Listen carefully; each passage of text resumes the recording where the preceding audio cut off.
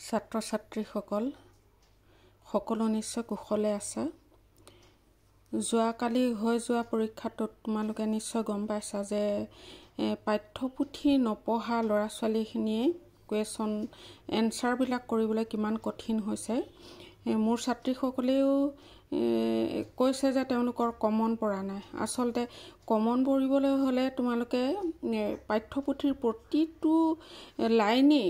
সুন্দৰভাৱে পুংখানুপুংখভাৱে পঢ়িব লাগিব আৰু তেতিয়াহে বৰ্তমান যিবিলাক কুৱেশ্যন এনচাৰ কৰিব পাৰিবা। আৰু সেইটো নিউ এডুকেশ্যন পলিচিত সেইটো ব্যৱস্থা কৰিছেই যে আগৰ দৰে যে কমন কুৱেশ্যন বা চিলেক্টেড কুৱেশ্যন পঢ়ি পেলাই পৰীক্ষা দিয়াটো আজিকালি কঠিন হৈ পৰিছে। গতিকে পাঠ্যপুথিৰ প্ৰতিটো শাৰীয়ে যাতে তোমালোকে নিয়াৰিকৈ বা সুন্দৰকৈ পঢ়া আৰু তেতিয়াহে আগলৈও তোমালোকে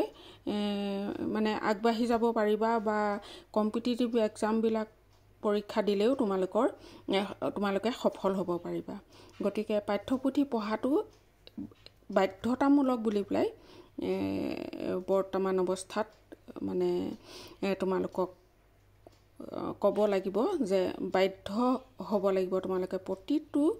লাইনেই সুন্দৰভাৱে পুংখানুপুংখভাৱে আৰু নিয়াৰিকৈ পঢ়িব লাগিব আৰু তেতিয়া তোমালোকে নিশ্চয় ফলাফল ভাল কৰিব পাৰিবা আৰু আগবাঢ়ি যাব পাৰিবা। এতিয়া কথা হ'ল তোমালোকৰ প্ৰথম যিটো বৰ্ষাবৰ্ণন পাঠটো আছে সেই পাঠটোত কেইটামান চমুক কুৱেশ্যন মই লৈ আহিছোঁ। তোমালোকক নিশ্চয় ছাৰ বাইদেউসকলে ইতিমধ্যে পঢ়াই শেষ কৰিছে আৰু সুন্দৰভাৱে কুৱেশ্যন এনচাৰবিলাকো দিছে। তথাপি মই ছাত্ৰ ছাত্ৰীসকলৰ সুবিধা হোৱাকৈ কেইটামান তুলি ধৰিছোঁ আৰু এই পাঠটিত ৰূপক অলংকাৰৰ যোগেদি কিছুমান ভক্তি ধৰ্মৰ তাত্ত্বিক কথা তোমালোকক দিবলৈ চেষ্টা কৰিছে আৰু সেইখিনি তোমালোকে সুন্দৰভাৱে পঢ়িবা। মই তোমালোকক চমু উত্তৰসমূহ দিবলৈ চেষ্টা কৰিম। চাই যোৱাচোন। বৰ্ষাবৰ্ণন কবি শংকৰদেৱ।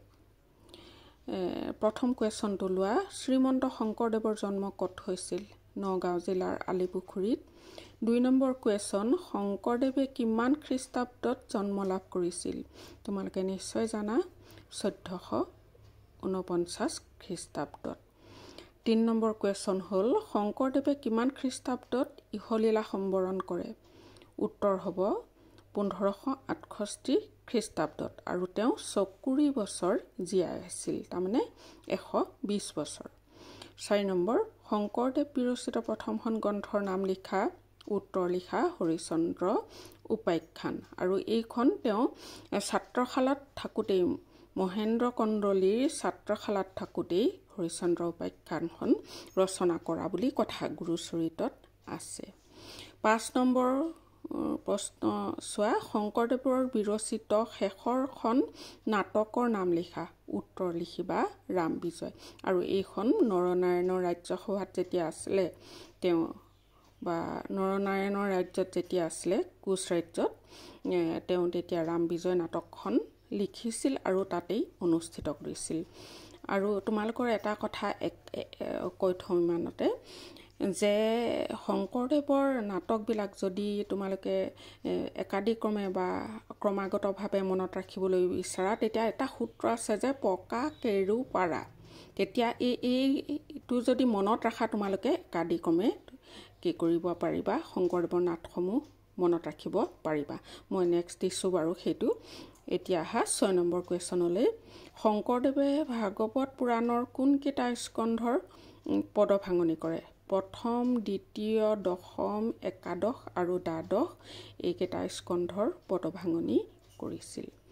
তাৰপিছত আহা 7 নম্বৰ প্ৰশ্ন, শংকৰদেৱে ৰামায়ণৰ কোনটো কাণ্ডৰ পদভাঙনি কৰে? উত্তৰ হৈছে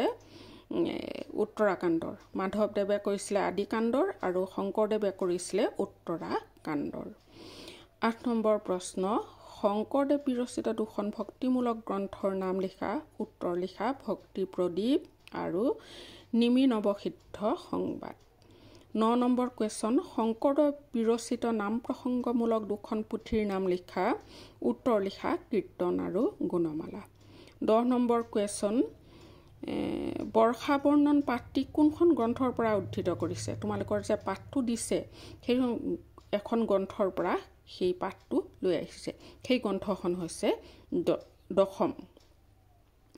বৰ্ষা বৰ্ণন পাঠটি দশমৰ পৰা উদ্ধৃত কৰিছে তাৰ পিছত আহিব 11 নম্বৰ কুৱেশ্যন পলুৰংগা মানে কি তোমালোকৰ যিবিলাক অৰ্থ যে লিখিবলৈ দিয়ে অৰ্থখিনি সুন্দৰভাৱে চাব লাগিব কাৰণ যোৱাবাৰ তোমালোকে পৰীক্ষাৰ যিখন কুৱেশ্যন পেপাৰ বা প্ৰশ্ন কাকত নিশ্চয় চাইছা তাত দেখিছানে তোমালোকে শব্দ অৰ্থ লিখিবলৈ কৈছে আৰু সেই শব্দ অৰ্থবিলাকো সুন্দৰভাৱে চাবা যে পলুৰংগা কি পলুৰংগা হৈছে কেঁচু মাটি কণ কণ মাটিৰ দম এইবিলাক বাৰিষা কালত দেখা যায় বৰ্ষা বৰ্ণন পাঠটিৰ মাজত আছে যে বাৰিষা কালত কেঁচুৱে যে যতন মাটি উঠায় সেই মানে কণ কণ মাটিৰ দমবিলাকক কি কোৱা হয় পলুৰংগা বুলি পেলাই কোৱা হয় 12 নম্বৰ কুৱেশ্যন লোৱাচোন শ্ৰী শব্দৰ অৰ্থ লিখা উত্তৰ শোভাবৰ্ধক 13 নম্বৰ প্ৰশ্নটো চোৱা চৈতন্য মানে কি জীৱনী শক্তি আচলতে মই কেইটামান উদাহৰণহে দিলোঁ তোমালোকে গোটেই পাঠভিত্তিক যিখিনি শব্দ অৰ্থ আছে গোটেইখিনি চাব লাগিব সুন্দৰভাৱে চাবা বুলি আশা কৰিছোঁ তাৰমানে কোনটো দিয়ে ঠিকনা নাই যোৱাবাৰ তেনেকৈ 3টা নে 4টা দিছিল 4 নম্বৰ আহিছিলে যোৱাবাৰ গোষ্ঠকটো দিছিলে এই পাঠটোৰ পৰা বৰ্ষা বৰ্ণন 14 নম্বৰ চোৱা মুখলধাৰ শব্দৰ অৰ্থ কি ডাঙৰ ডাঙৰ টোপালেৰে পৰা বৰষুণ তাৰ পিছত চোৱা ডাঙৰ ডাঙৰ টোপালেৰে পৰা বৰষুণ তাৰ পিছত এটা কথা দিছে যে ৰূপক অলংকাৰৰ যোগেদি ভক্তি ধৰ্মৰ কিছুমান তাত্ত্বিক কথা এই পাঠটিৰ যোগেদি কি কৰিছে কবিয়ে জনাব বিচাৰিছে এতিয়া ৰূপক অলংকাৰ বুলি ক'লেনো কি বুজা তোমালোকৰটো অলংকাৰ নিশ্চয় ইতিমধ্যে ছাৰ বাইদেউসকলে পঢ়াইছেও তাৰ সূত্ৰও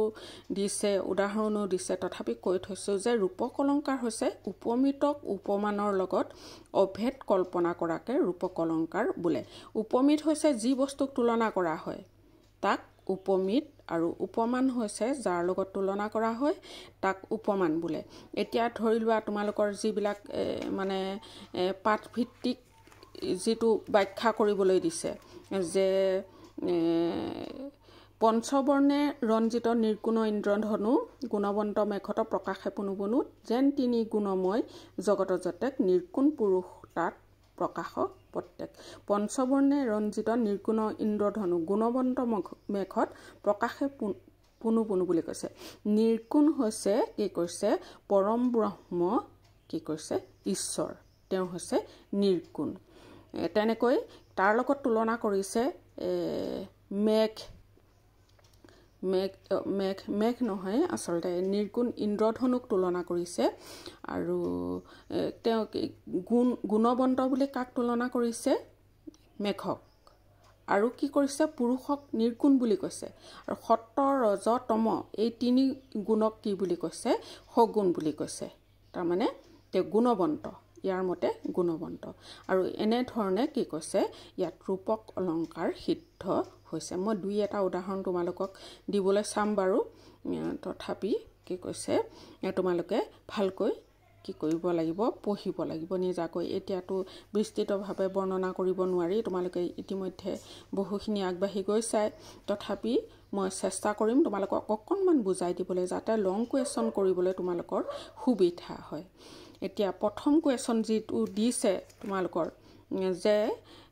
বৰ্ষা বৰ্ণন কবিতাটিৰ মাজেৰে বৰ্ষা কালৰ বৰ্ণনা কেনে ধৰণে দিয়া হৈছে তাৰ পিছত 2 নম্বৰ যেটো কুৱেশ্যন আছে বৰ্ষা কালৰ বৰ্ণনাৰ মাজেৰে শংকৰদেৱে ভক্তি ধৰ্মৰ তাত্ত্বিক কথাবোৰ কিদৰে বৰ্ণনা কৰিছে তাৰে তোমালোকে এই তলত দিয়া যি তিনটা ব্যাখ্যা কৰিবলৈ দিছে বহৈ বিপথে অতি ক্ষুদ্ৰ নদী যত কৰৈ অকাৰ্যকে যেন ধনৰ গৰ্ভত সেইটো প্ৰথম তাৰ পিছত যদ্যপি মুখলধাৰে মেঘে বৰষিল তথাপি পৰ্বতে প্ৰিয়া কিছু নাজানিল যিজনৰ মন ভৈল কৃষ্ণত প্ৰৱেশ তাক যেন লংঘিব নাপাৰে দুখ ক্লেশ গ নম্বৰটো দিছে যে পঞ্চবৰ্ণে ৰঞ্জিত নিৰ্গুণ ইন্দ্ৰধনু গুণবন্ত মেঘত প্ৰকাশে পুনু পুনু যেন তিনি গুণময় জগত জতেক নিৰ্গুণ পুৰুষতাত প্ৰকাশে প্ৰত্যেক আৰু ইয়াৰ লগত যদি তোমালোকে দুটা সুন্দৰভাৱে চোৱা ৰূপক অলংকাৰ যিকেইটা দিছে তোমালোকৰ কাইলৈ মই সেই কেইটা বাৰু বাছি দিম সেই পাঁচটামান যদি সুন্দৰভাৱে তোমালোকে চাই লোৱা আৰু ধুনীয়াকৈ এই প্ৰশ্নটোৰ উত্তৰ কৰিব পাৰিবা 2 নম্বৰ প্ৰশ্নটো আৰু প্ৰায় আহে বুলি ক'লেও তোমালোকৰ ভুল নহয় আৰু এটা কথা এইখিনিতে কৈ থৈ দিওঁ যে কুৱেশ্যনৰ পেটাৰ্ণটো বেলেগকৈ দিলেও কিন্তু এনচাৰটো একেটাই হয় তোমালোকে ভয় নাখাবা মানে বৰ্তমান যিখিনি পৰীক্ষা হৈ আছে তাত দেখিছোঁ যে অলপ বেলেগকৈ দিয়ে হলেও ভয় খাব নালাগে গোটেই পাঠটো যেতিয়া তোমালোকে জানিবা বা কবিতাটোৰ সাৰাংশ যেতিয়া জানিবা তেতিয়াহ'লে সেইটো কৰাটো মানে সম্ভৱ নহয় তোমালোকৰ কাৰণে সুন্দৰভাৱে মানে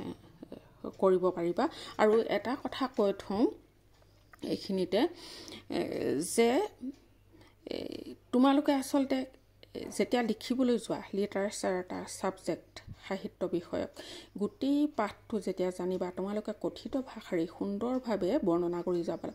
যাবা আৰু সহজ ভাষাৰে যেনেকৈ কোৱা তোমালোকেতো বিসংগতিপূৰ্ণভাৱে কথা নোকোৱা আৰু সেই সংগতি লগাই যেতিয়া গোটেই পাঠটোৰ কথাখিনি সুন্দৰভাৱে লিখিবা তেতিয়া পৰীক্ষকে নম্বৰ দিবই সেইটো চিন্তা কৰিবলগীয়া নাথাকে তোমালোকে যে একেবাৰে বিখ্যাত সাহিত্যিকৰ নিচিনাকৈ লিখিব লাগিব সেইটো কথা নহয় তোমালোকে ছাত্ৰ ছাত্ৰী নিশ্চয় পৰীক্ষকে নম্বৰ দিব কিন্তু চন তাৰিখ বা কোনোবা লিখকৰ যিখন গ্ৰন্থ সেইখিনি মনত ৰাখিব লাগিব ঠিকে আছে আজিলৈ তোমালোকক এৰিছোঁ কাইলৈ মই আকৌ তোমালোকক দিবলৈ চেষ্টা কৰিম